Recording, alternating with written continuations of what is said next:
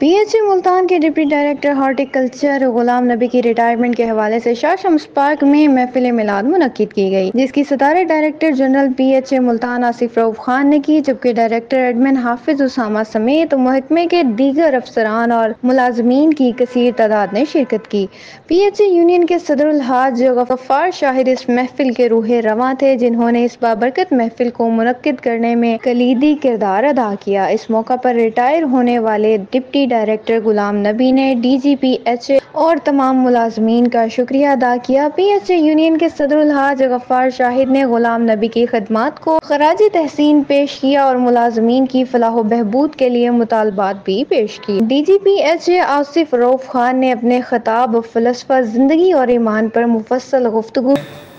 سب سے پہلے تو دل کی اتھاہ گہرائیوں سے غلام نبی بھائی کو مبارکباد پیش کرتا ہوں کہ انہوں نے یہ سرکاری سفر جو ہے بڑی عزت اور آبرو کے ساتھ مکمل کر دیا۔ گورنمنٹ ملازم کا یوں ریٹائر ہو جانا عزت کے ساتھ اور بغیر کسی داغ اور دبے اور نشان کے، یہ بہت بڑا اعزاز ہوتا ہے۔ میں دن رات میرا واٹس ایپ پہ آپ دیکھتے ہوں گے کہ میں رات کو 1 بجے بھی اٹینڈ کر رہا ہوتا ہوں۔ مجھے اگر سیکورٹی گارڈ بھی کسی ایسا جو نے مارا تھا، میں نے 2 بجے رات کو چھٹی کو تھا۔ جناب پاک میں اگر کوئی بجلی کا بل نہیں دے رہا تھا تو میں نے بجلی کاٹ دی۔ اگر میرے رکشے اور ٹرالیاں پکڑے گئے ہیں تو وہ بھی واپس فون کر کے ایس ایچ او نے بلایا۔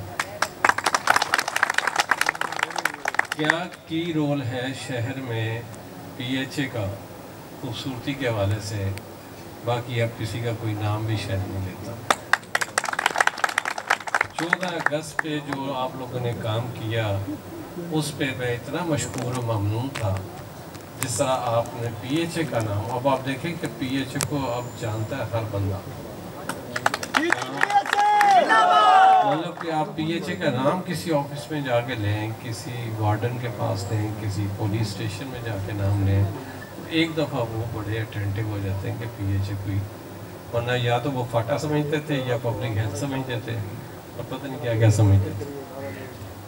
تیسری گزارش یہ ہے کہ میں نے غفار صاحب سے کہا تھا کہ یار جتنی انہوں نے محنت کی ہے اس پہ کچھ سارے گھوڑے نہیں ہوتے، لیکن اینی ہاؤ جتنوں نے بھی کیا ہے میں ان کو کچھ انعام بھی دینا چاہتا ہوں اور میں ان کے ساتھ مل کے ان کے ساتھ، تو اب جہاں تک میلاد کی بات ہے، دل منور ہوں اور ہر دن میلاد ہوتا ہے۔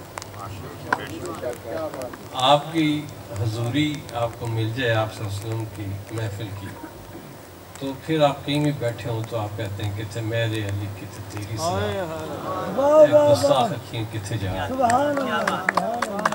بات اس طرح سے ہے کہ جب یہ کائنات میں ابھی آدم کا بت تشکیل نہیں دیا گیا تھا، تو اس وقت اس کائنات میں خصوصاً اس زمین کے اوپر جن رہا کرتے تھے۔